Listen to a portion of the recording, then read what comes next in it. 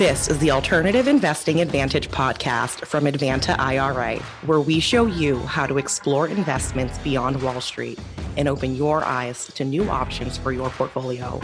It's time to take control and give yourself the freedom to choose where you invest your money.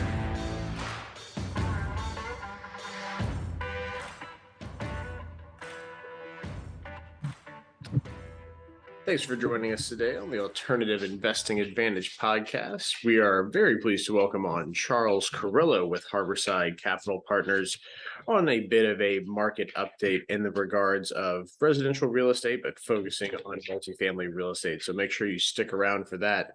Today on the download, debt limit talks have stalled once again in Washington as we near a historic impasse that could possibly see the U.S. default on its bond payments for the first time in modern history, spelling potential disaster for U.S. and some global financial markets. So hopefully we can see the Democrats and Republicans come to some type of agreement for this debt limit ceiling increase that will, obviously certainly help us to continue to pay our debt. So something very keen to watch out on in the coming weeks as we near the end of our current spending bill that would see us default on these payments. Ron DeSantis is expected to announce his official bid for U.S. presidency on a live broadcast with Twitter co-hosted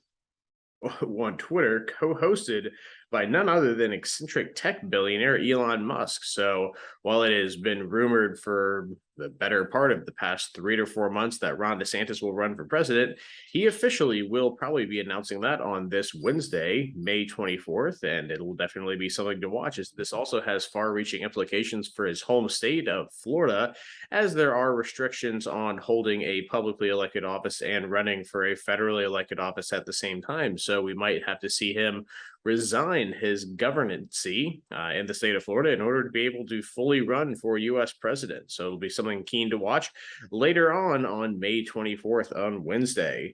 And lastly, on the download, Universal Group Music has announced a partnership with AI developer Endel out of Germany to compose certain types of music centered on relaxation and meditative background tracks. So AI certainly moving into a lot of different facets of everyday life and now moving into the music industry. So hopefully this won't have too much of an adverse effect on artists, but it is certainly well within the realm of possibility that artists are going to be up in arms with AI kind of encroaching on their creative ability to make music. So definitely something to watch. This has been The Download.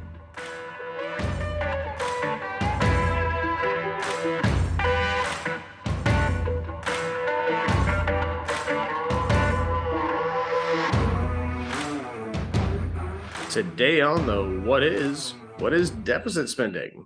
In the simplest terms, deficit spending is when a government expenditures exceed its revenues during a fiscal period, causing it to run into a budget deficit. This phrase, deficit spending, often implies a Keynesian approach to economic stimulus in which a government takes on debt while using its spending power to increase demand and stimulate the economy. This is especially important to understand right now as the government is reaching an impasse on its debt limit spending and its ability to pay debts and stimulate the economy. So certainly something to understand, especially in these times. This is deficit spending, and this has been the What Is.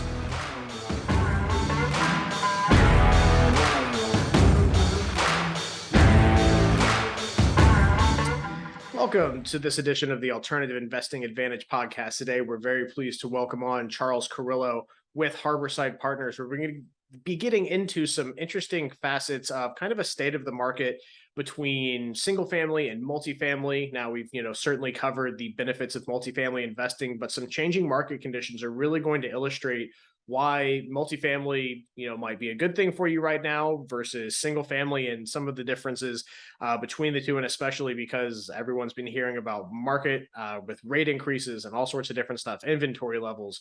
What does this all mean for you? So we're going to dig into that today, Charles. Really pleased to have you on today. Give us a little bit of background about yourself and kind of what Harborside Partners does, and then we'll really dig into the topic at hand.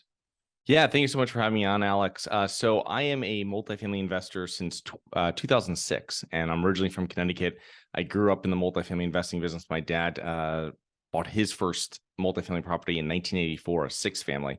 So he self-managed it, and he got at some point with one of his partners up to almost 100 units, and it was 6 to 12 unit apartment complexes, some mixed use. So when you have retail on the bottom and apartments above it, and then when I started buying properties, I was buying properties like 3 units and 3 unit properties up that were very common in central Connecticut, and then also some mixed use properties as well, and buying those from '06 to like 2010.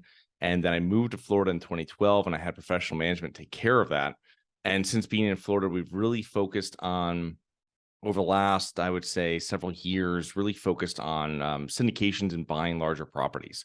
So when I'm saying syndications, just working with passive investors and purchasing larger apartment complexes, mainly throughout Florida, Georgia, and Texas. Okay, when you say larger, are you talking, 200 unit pluses? What kind of grade range are these, B with value add? What kind of stuff are you really focusing on there?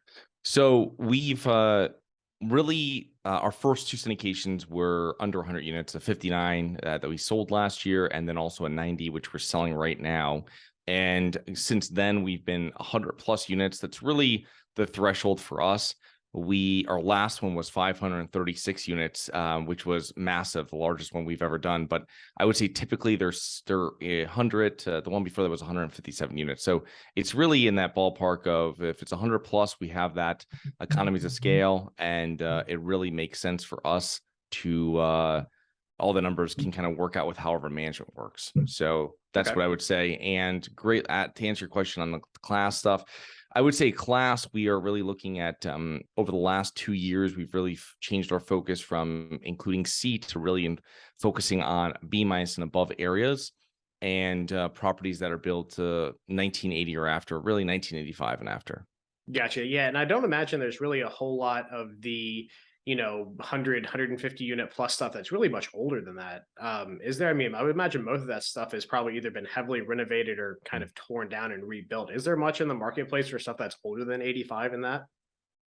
You'll have some stuff that comes across, not let's say in B- and above. You know what I mean? B class, you're not going to find it. You will find it in C, and you'll find in the Southeast, especially like Florida, you'll find like a lot of stuff that's in the 60s and 70s built, but it's, you right there, you have a lot of functional obsolescence with those properties, where just stuff, you're just not going to be able to get the top rents. You know what I mean? Mhm. So there's certain things like not having central air, or a weird configuration with layout in the apartment. You know what I mean? You're not going to be able to get that into a real B class property at that point. The area could be fine and that works well. It's just, we just won't go into anything really into that age properties. It's just that a lot of, when you're buying stuff like that, a lot of the bones haven't been really touched, which means for large bills coming up, and it's really just a lot of interior renovations have been done.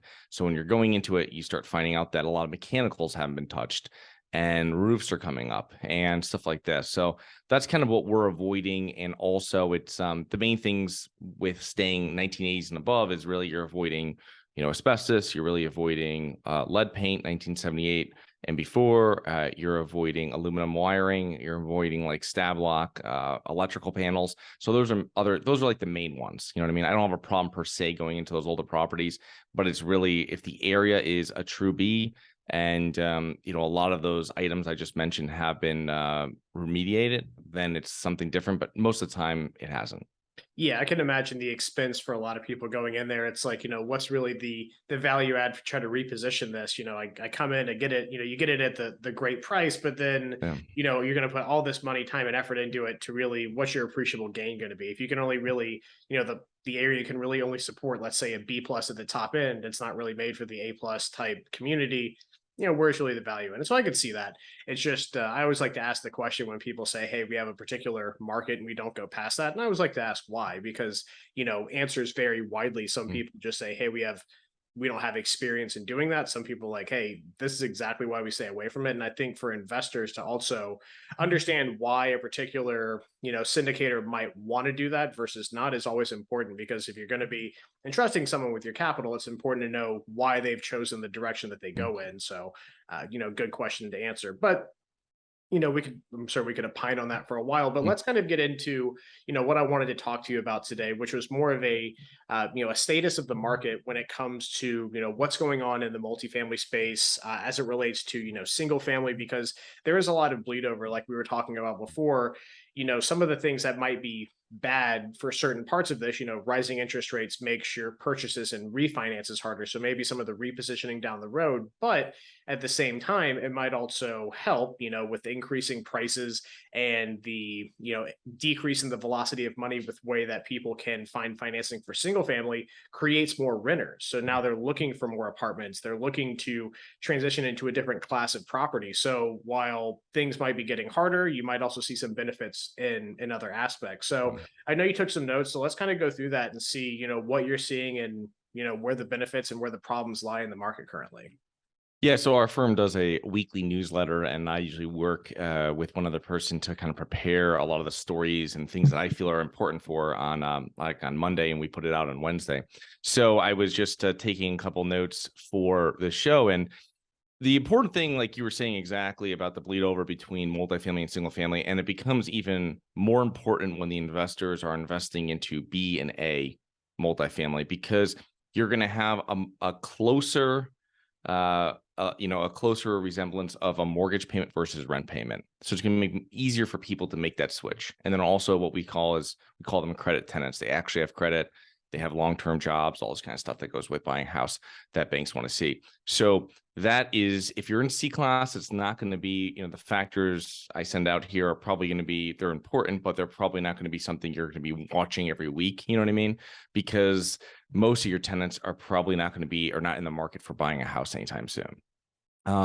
So it's really what we've seen over the last year is, so over the last 12 months from April 2023, April 2022, home sales are down 26%. We have pending home sales that are down 15%. New listings are down 24%. But the main thing here is that there's only really 4 metros, and this is all with Redfin. Really 4 major metros where it's cheaper to buy than rent, and it's Detroit, Philadelphia, Cleveland, and Houston.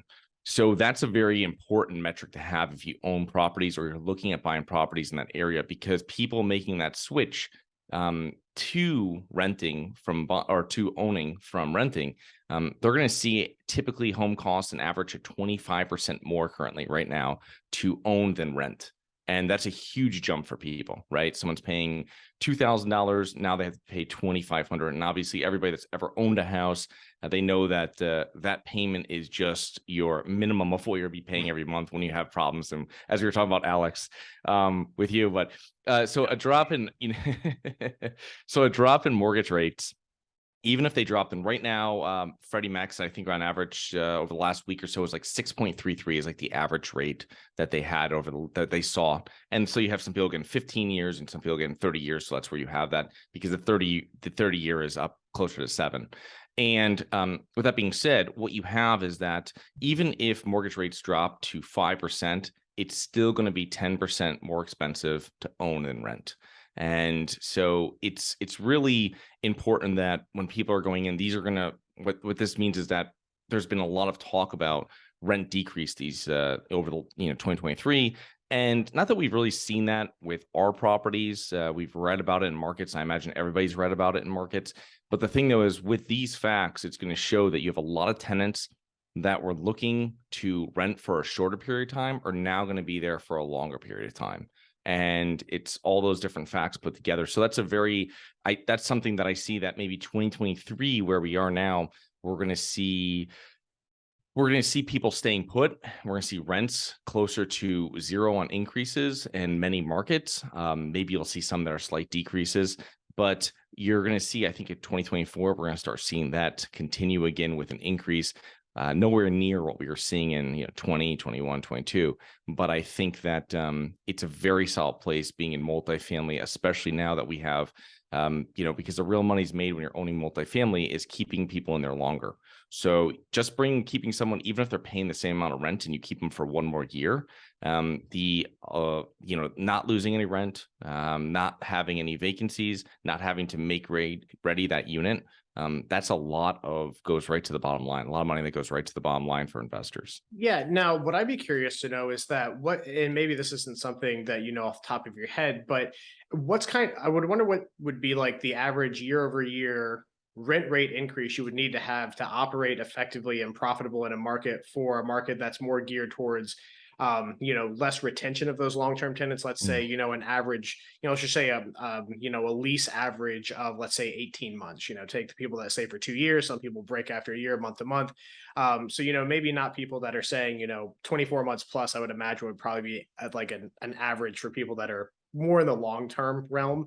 What kind of rate increases do you need to see to have that turnover, of having to process that turnover versus maybe a slight, a less, or maybe approaching a zero rate increase, but having those longer term tenants?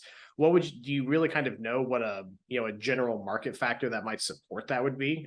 Is it 10% year over year rate increase? Is it 5? What's the economics of that look like when you have changing appetites for staying longer in properties?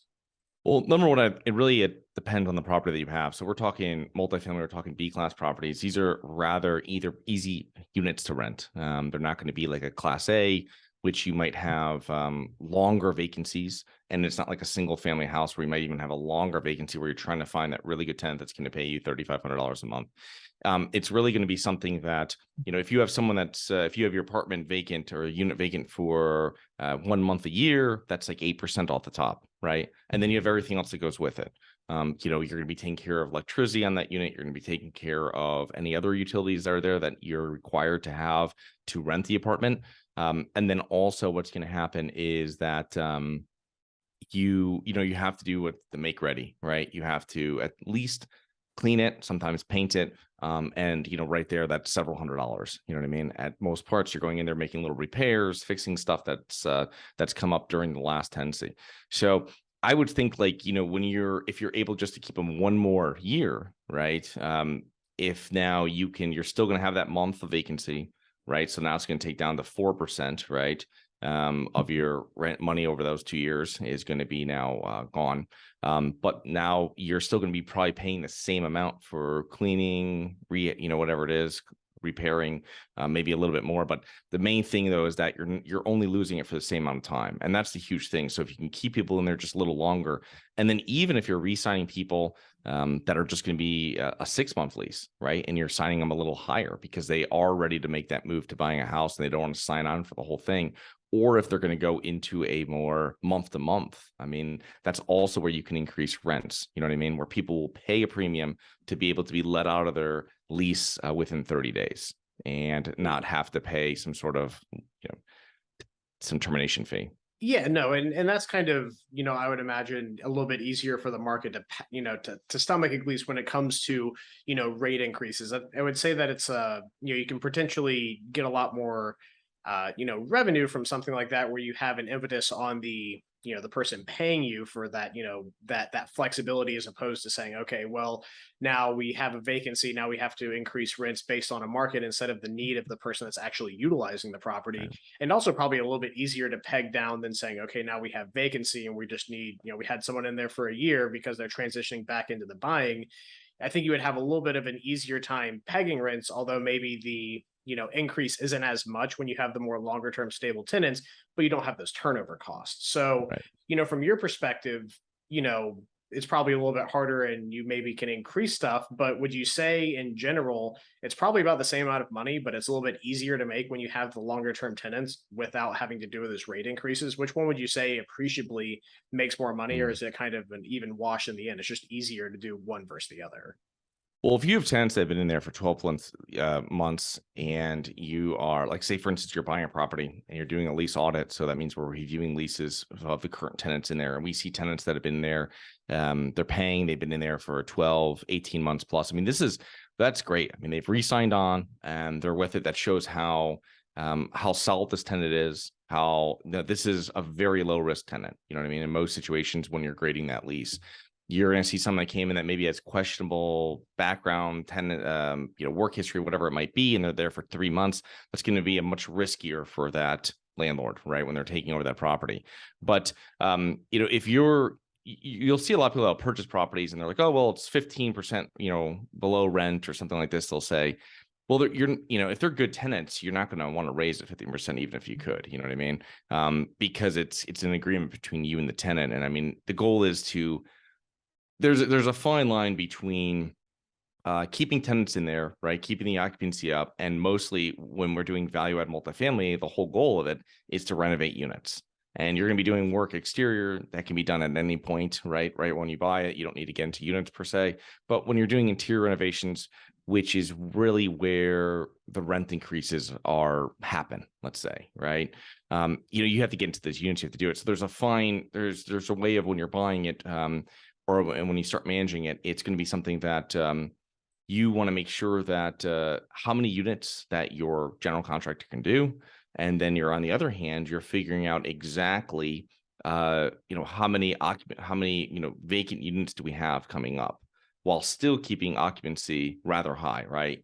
Hopefully 88% plus. And that way that you have cash flow coming in, all your expenses, and you're still netting money every month that you can send out to investors, but you still already have, when tenants, when units turn, you have it, but you don't want to have too many units vacant. So the thing is, when you have good tenants coming up, it's really, you're keeping all these plates moving. But the real thing is that you want to make sure that good tenants are staying, and you kind of have an idea from when you're buying a property, which ones probably won't be the best. And you have an idea and that helps you with your preparation of how much money you have to put aside, because you're going to have more vacancies coming up. You might have eviction costs. So these are kind of things of doing the lease audit part of it. But it's really, I would do, if you want to, somebody buys and like, oh, I'm going to get up to that 15% increase that I don't have right now when I purchase the property. I would say, go 3-5%, keeping these tenants in there that are actually paying rent, whatever it might be for your market. And they might stay another year, they might stay another 3 years, right? But keeping tenants in there, most tenants aren't going to really stay if you're doing 10-15% increases, right? It's happened to me before as being a tenant. They try to raise rent like 15%, you know what I mean? And it's just like, in that situation, you're like, well, you can move out, or you can try to negotiate down. So it doesn't leave a great taste in the mouth for tenants, because if that happens one year, what do you think they're going to do the next year? So if you got through it like this year and you're able to negotiate down, they're probably not coming back again for your, these crazy rent increases that you're doing. So it's really figuring out which tenants you want to keep, and the best tenants are the ones that you're going to give the best deal to. And that's kind of how it works when we're going through it, to make sure that we're able to do all the business plan. Yeah, so it kind of boils down to is that, either direction can work. It's just, one's a little bit tougher, one's a little bit easier, but you probably still end up making, roughly the same. It's just a matter of, your kind of your throughput, how much effort did you have to make into that? So, buying the one that needs more work might be a better deal, but there's more work that goes into making the same money, as opposed to the easier deal that, might not make as much money, but when you balance it all in the end, it kind of works. So, that's kind of a good look for the comparison of, why people are being driven into renting. And again, it's not a terribly complex thing for people to understand, is that prices of properties continue to stay high. Sales have gone down, but also inventory is relatively low. People are staying, they're not selling, because, a good example is, where I live in St. Pete. Granted, my house that my wife and I bought back in 2016 has done exceptionally well in its value, but if we sell and pull our equity out, great. We can't really buy anything appreciably nicer. Well, great. We also really enjoy where we live, but as people are kind of getting into that, and people that want to buy, one, money is expensive. Two, homes are very expensive, and there's not a whole lot of them out there. So what do? Well, if you want to live somewhere nice and sunny like St. Pete, you rent an apartment.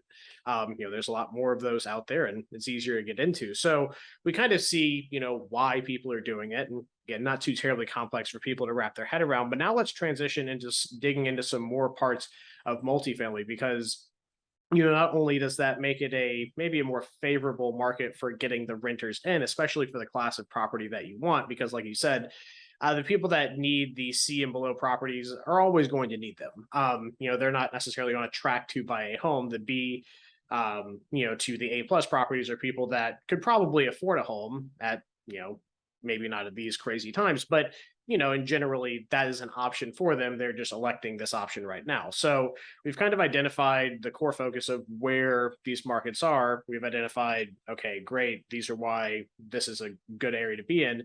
But from the syndicator side, that's what I'd be kind of curious to know, because just like single family is getting expensive and money is certainly getting more expensive, that also plays into the investment role. It's easy enough to say, hey, we like these classes of properties because, like you said, there's no lead paint, the wiring's done, the house, the roofs aren't peeling off of the substrate. But at the same time, everything's getting more expensive. So what are some things that you're seeing as far as, one, what's the state of the market look like for multifamily right now? Obviously focusing on the B and above properties that you like and 85 plus, 1985 built and newer. What does that kind of look like? How is that changing any positioning? Were you doing kind of the more traditional, like, 5-year refi sell plan that a lot of syndicators were doing? Were you ever doing that? Are things changing? I think you kind of know where I'm going with the question that I'm getting at. So let's kind of lead into that, and let's dig into some of the state of the market of the multifamily acquisition and reposition world that you work in.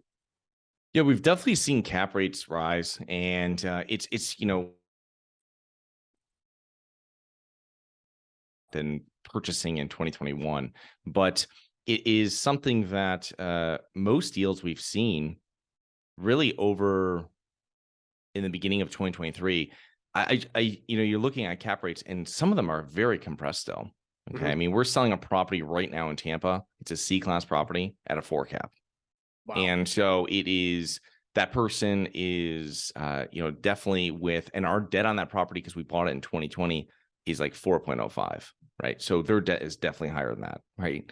So it's something that they see a tremendous, they own a lot of units and properties in the area. So they have a really great scale of economy with property management. So they might have a different mindset, and they don't have a problem overpaying for it to make sure that they get more scale in that area, which is different from most buyers. But in that scenario, so you're still seeing compressed cap rates. We are seeing a little expansion on it, but it's not much, especially in hot markets where people want to be, which is many markets in the Southeast, all throughout the United States. So that's kind of exactly what's been happening. But going on with like the debt thing is, we have a lot of people that have purchased years back, and they got rate increases, or they got rate caps, interest rate caps on when they purchase, which means that they're able to put a ceiling on their floating rate debt, their variable debt, for a certain part of time, right? Which might be, usually it's 2 years. 3-year caps are very expensive. So most people put it 2 years if they got one at all.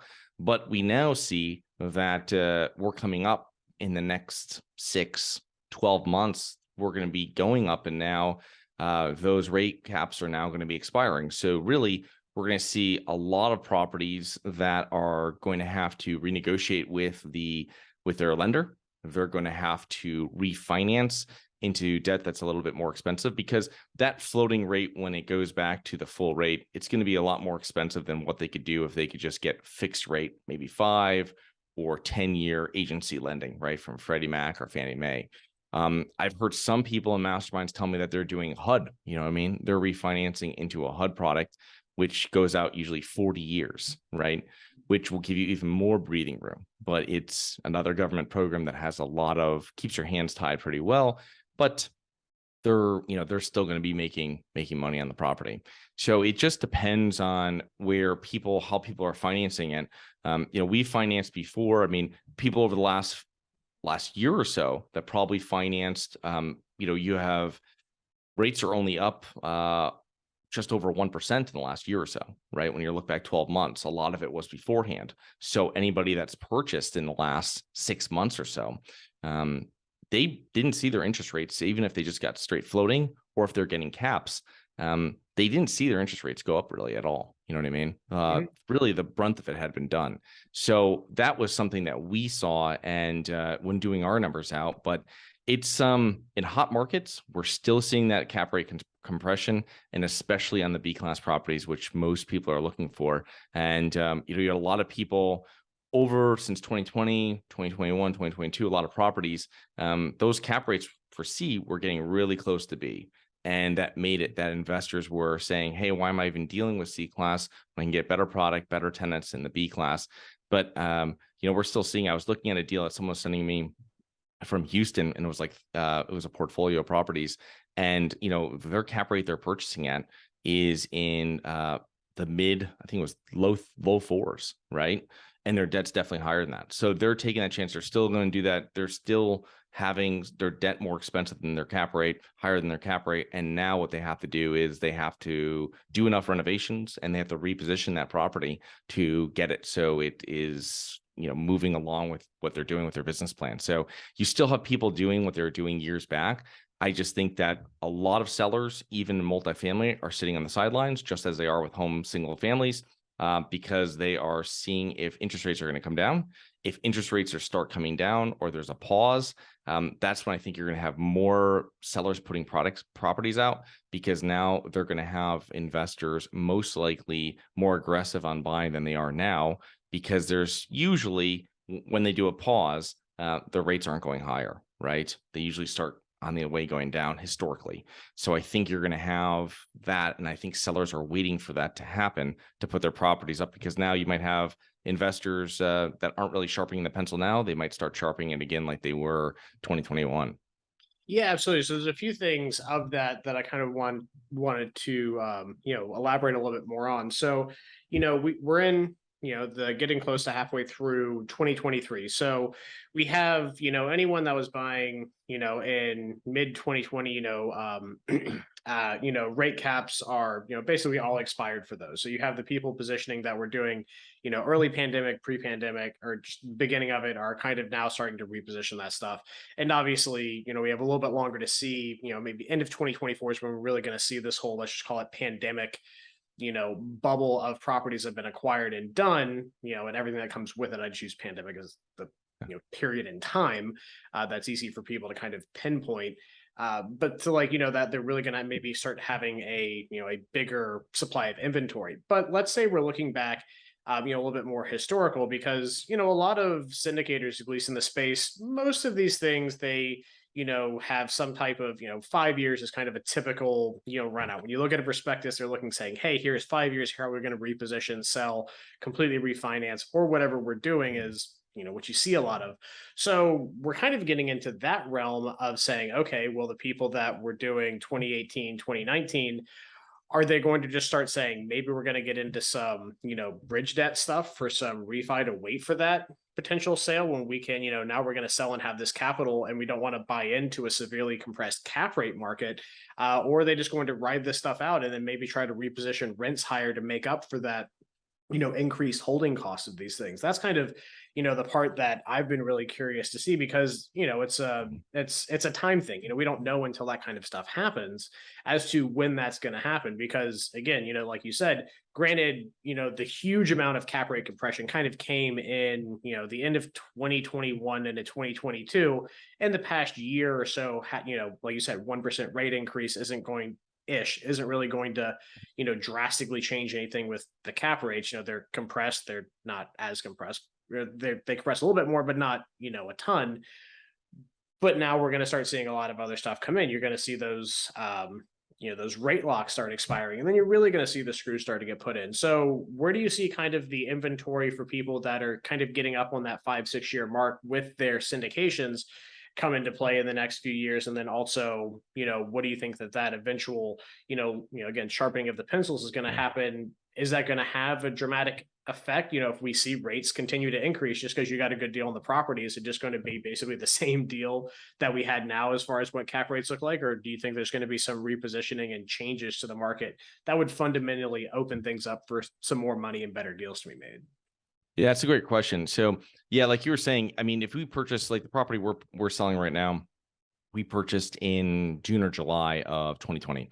So if people had purchased 3 to 5 years before where we are now, they probably did well in their properties. I mean, we're going to beat our expectations to investors, and it's going to be something that where if you had people that are within that window, like you were saying, purchasing the last 2 years, that's going to be a little tighter for them. But we had so much cap rate compression at the end of 2020, 2021, that anybody through that, we haven't gone back anywhere near down price wise in these hot markets that people are looking at. Maybe, when you're in markets that are more cash flow markets that don't have as much appreciation, that don't have as much population or job growth, they're going to see more of a hit. But in the hot markets throughout the Southeast, Southwest, Sunbelt, we're not really seeing the too much of an expansion on the cap rates, because people are planning on the long term for multifamily. Especially now, we have to throw in one more thing, which is the inflation, which just went under 5% of what they say. So honestly, it's probably in the high single digits when you really look at everything. But that's something that's still playing a role into where investors want to put money.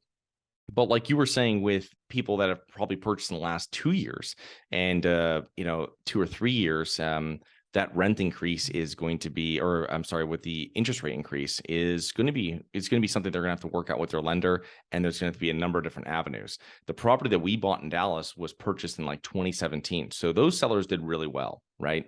Renovated a lot of the exterior of the property, left a lot of the interiors for us to come through and kind of fulfill and finish the whole repositioning project. So for them, they could have sold, they could sell last year, they could have sold this year, and it doesn't matter to them because the percentage difference in returns is minimal, right? They still did very well for their investors. And those type of properties won't be a problem with people coming in and saying, hey, we can just sell it outright. We don't have to worry about refinancing it. In the last 2 years, this might be something where they're saying, listen, we want to refinance the property. We're not to, maybe the property's even dropped in value, but now that our debt is coming up and it's going to be very expensive to refinance, if we have to go back out to our investors and get capital calls so we can refinance it. But I think you have a lot of people that are probably just kind of kicking the can down the road and might go into some product that might give them 5 years, 5 years of something fixed. And then at that point, they have to refinance. And at that point, they probably think that, okay, at this point, no matter what happens over the next year or two in the economy, we're going to be in a much better space 5 years down the road. And I think a lot of syndicators are like that. The problem is getting to the refinance, because at this point, that can be very difficult if you purchase wrong. I mean, we've heard about some bridge lenders already foreclosing on properties that were purchased in areas that were, less ideal. That's right. You know what I mean? Low C areas, higher crime. These aren't the places where you're really going to drive values. You know what I mean? It's people that bought in good C+, B class and above areas are the ones that really are going to saw the rent increases, saw the stable occupancy, exactly what lenders are looking for when they're going to refinance a property. But it's difficult to go through your whole business plan on 150 units or something in 18 months, right? Yeah. And so that's, to answer your question, I think that's where we're going to be at. Yeah. So, and that's, a good point, the people that are getting in trouble or probably, and I would imagine the people that are getting in trouble on the, C-ish and below ones are probably people unlike the people that you were talking about in Tampa, don't have an economy of scale around that property class to where you can say, okay, well, we've kind of cornered the market on this demographic of our renter profile, and we have that economy of scale to support that, the fluctuations of things being able to bounce out. This one's not doing so great, we have low holding costs on this one, it helps bridge everything, whereas opposed to if that's kind of all of your eggs in that one basket, then you're getting in trouble with that. But also kind of looking back, people that bought so well in 16, 17, 18, 19, beginning of 20, obviously investors want to have a return of their basis of capital, while real estate investors are very happy with cash flow and very long-term cash flow. Not everyone wants to be in a syndication, and syndicators don't want to be in a position for, in perpetuity. So, there is an impetus and sometimes a legal impetus for you to exit and return capital to your investors. But again, with the compressions of cap rates and people seeing market instability, long-term cash flows become a lot more attractive to investors, do you see kind of, we've covered the current status of the market. Do you see any maybe changes to, more of the traditional structures of these syndications to where maybe syndicators are going to be coming out with different products to say, hey, let's look at more long-term cash flow. Let's look out instead of that kind of 5-year horizon. Let's look at a 10, 15-year window of something and, stretch this out. And granted, there isn't, tax, taxes is a big reason for this of, depreciated, accelerated depreciation, cost seg and everything like that. Sometimes it doesn't, while cash flow is great, getting hammered on taxes way down the road isn't ideal either. But again, do you see that changing, or is it just going to be kind of a lot of changing within that central metric unless something changes with the way that depreciation can be captured and cost segregation and things like that are done to change some of those, kind of exit horizons that people look at? That's a great question. I think where we are now, people that bought in the last couple of years are going to be pushing out that investment horizon if they haven't made the value for their investors. I think those are going to be ones that, when we put out an investment offering, it's 5 to 7 years, right? And the last 3 or 4 properties we've done have been done just around 3 years, right? So that's just how the market was, right? But you're still telling investors it's going to be 5 to 7 years. And I think they're going to get closer to that if they bought it in the last year to 2 years for most properties. There'll be some, we bought one at the beginning of 2022 that's doing fantastic, one of the best performing properties we have.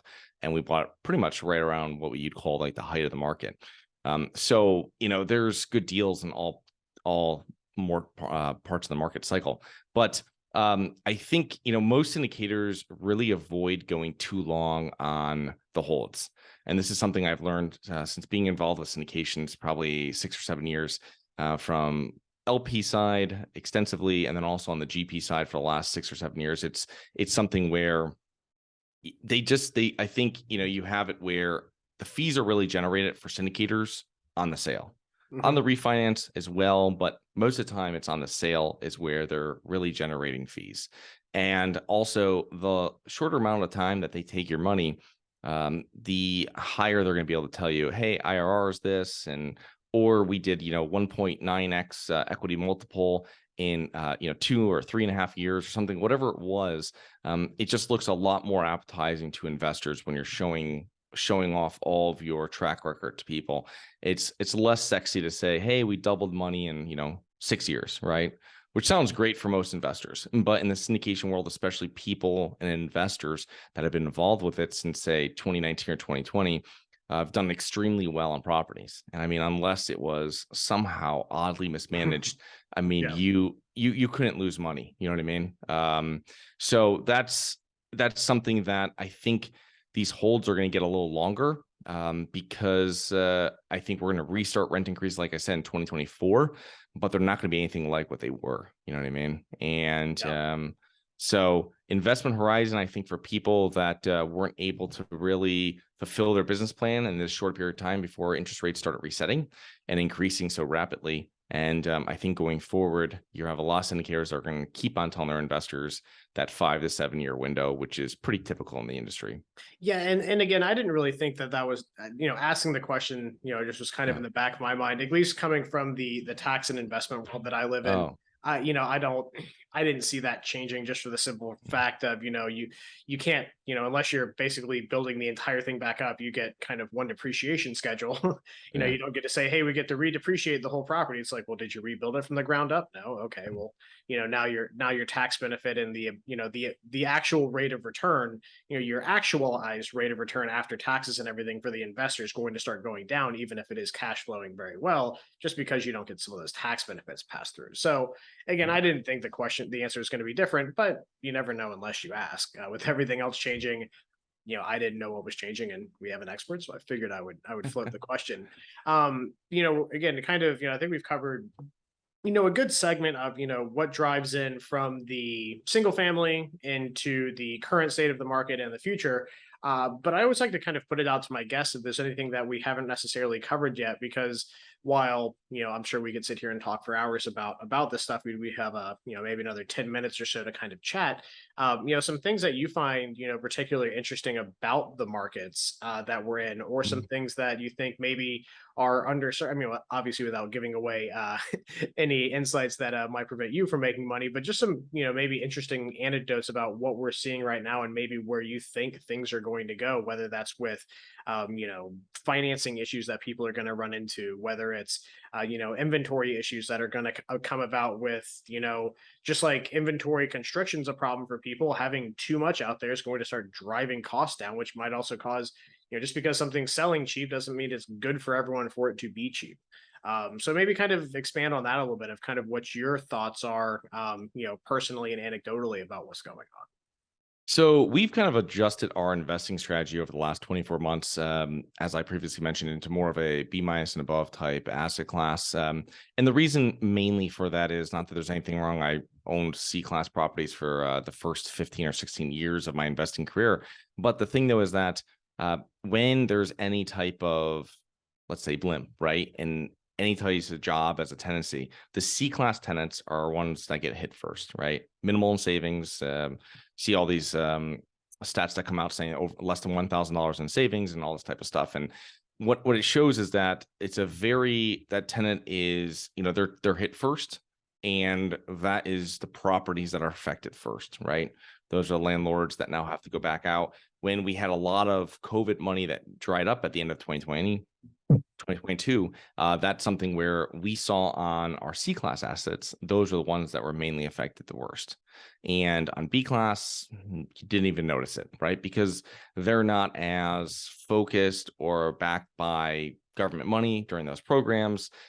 They had solid jobs. So for us, changing around our kind of a strategy is that really changing around for better properties, better tenants, better areas, and kind of getting out of the C and into the B. And I think if you look at what else I'm seeing for other people adjusting strategy, I haven't seen it as much. I've seen people that have kind of taken this tack over the last 2 or 3 years in the sense of mainly because of cap rates were very similar.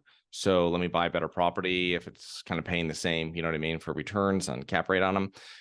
But I haven't seen too much of a change from a lot of investors, but I've seen a lot less deal flow. And it's most likely because you have a lot of sellers that are on the sidelines, I think, but also because a lot of deals aren't penciling. And I think that syndicators, they are kind of feeling the heat. They're seeing other people getting into hot water. Maybe they have other deals that are in hot water that they're spending more time on managing than acquiring. And so I think, and then also you have a lot of investors. We spoke to a lot of potential investors that are like, hey, we're kind of sitting out 2023, which I kind of think is the wrong thing to do. If you see a deal that pencils or you see a deal that works and you want to be a part of it, there's nothing wrong with buying a property that's discounted. It's kind of a problem, I think, if you're waiting for it to get discounted even more, because at some point someone's going to purchase it. Like for our C class property, they were selling at a 4 cap. There's someone that came along, and I would never buy it for that price, but there's someone that came along that sees the value there and they're purchasing it. So I like watching see what other people are doing, how they're adjusting their strategies, but how we have is just going into better properties, and that will protect us going to whatever happens with this downturn, if we are through it or if we're just beginning it, whatever it might be. Having better tenants that are paying your rent, credit tenants that are paying rent that you're paying out to your investors, is always a good thing. And I see that some groups are just most groups are really sitting on the sidelines and kind of sitting out a lot of this until they see kind of where everything unfolds. Yeah, and that's always a tough one too, because if you wait too long, then you miss the boat. No one ever actually knows when that boat's going to pull into harbor. But It's true. it's the big thing that I always like to really expound on this podcast is educate yourself. You don't know what you don't know unless you're out there trying to learn it. And one way is to do it is to talk to people like yourself, talk to people that are actually doing this stuff, because you can read all you want on Forbes and Bloomberg and go to your local RIA every once in a while. But the more research you do, it's like you said, in the past few years, it was almost, again, nothing's 100%, but it was hard to lose money in the past 2 years doing almost anything in real estate. I've seen it personally in a whole bunch of different areas, is that you could throw it against the wall and things were sticking. But now we're seeing things change. We're seeing money get much harder to get. We're seeing inventories drop. We're seeing, some cracks start to show. And that's when you need to do more research. It goes with anything, any market. You always need to do that. So I think we really well covered it. I really appreciate your knowledge on this stuff. I definitely learn some stuff with regards to how you kind of look at that and why people are kind of looking at it from the perspective of the syndicator world, because I deal so much on just kind of looking at the, finalized product, reading through a PPM or a prospectus. I don't really get the chance to, look at the people that are doing it and understanding why they put that into there. I can, read it and say, okay, this makes sense. Okay, X, Y, or Z, this, okay, looks good. But again, I really do appreciate your time. So if people want to get in touch with you, or if you have, deals that are open and currently funding, tell us a little bit about what you have going on and how people can reach you. Yeah, Alex, thank you so much. So our firm, Harborside Partners, you can reach us at harborsidepartners.com. I have a podcast there as well that you can come. We have a YouTube channel. We have a lot of information if you're interested in learning more about passively investing into real estate. We also have a lot of resources for actively investing. Mainly, we focus on multifamily investing, larger properties, as we spoke about on this podcast. But we have a free passive investing guide. And you can find all that information and all the links and everything, resources at harborsidepartners.com. All righty. Well, thank you very much, Charles. I really appreciated your time today. This has been another edition of the Alternative Investing Advantage podcast, and thanks for being Tune in next week for more investing tips and strategies. Want to hear more episodes of the Alternative Investing Advantage? Search podcast at advantaira.com and subscribe.